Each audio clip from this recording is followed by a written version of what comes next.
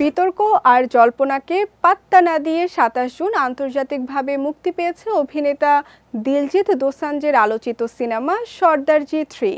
মুক্তির আগে ভারতে ছবিটি নিয়ে ব্যাপক সমালোচনা হলেও পাশের দেশ পাকিস্তানে দারুণ ব্যবসা করছে সিনেমাটি।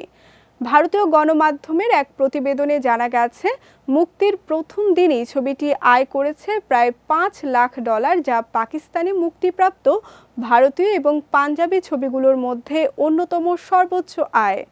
পাকিস্তানের প্রায় সব সিনেমা হলেই হাউসফুল যাচ্ছে ছবিটির শো।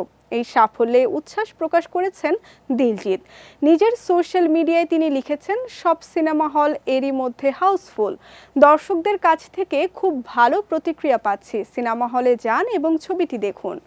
এদিকে দিলজিৎ নিজেও আশঙ্কা প্রকাশ করেছিলেন যে ছবিটি মুক্তি না পেলে আর্থিক ক্ষতির মুখে পড়তে হবে, কারণ বিতর্কের কেন্দ্রবিন্দুতে ছিল পাকিস্তানি অভিনেত্রী হানিয়া আমির সহ কয়েকজন পাকিস্তানি অভিনেতার এই ছবিতে অভিনয়। পেহেলগাম কাণ্ডের পর ভারত-পাক সংঘাতের আবহে দেশের বিনোদন জগতে পাকিস্তানের অংশগ্রহণের বিষয়টি একেবারেই মেনে নিতে নারাজ ভারতীয় দর্শকরা। তবে সীমান্ত পেরিয়ে পাকিস্তানের ছবিটি অভাবনীয় সাফল্য পেয়েছে। পাকিস্তানের সর্দারজি ৩ এর এই বিপুল ব্যবসা দিলজিৎ দোসাঞ্জের জন্য নিঃসন্দেহে একটি বড় স্বস্তি, বিশেষ করে যখন ছবিটি নিজ দেশে প্রবল বিরোধিতার মুখে পড়েছে, তখন বিদেশের মাটিতে এর সাফল্য কিছুটা হলেও স্বস্তি এনে দিয়েছে সিনেমার সংশ্লিষ্টদের।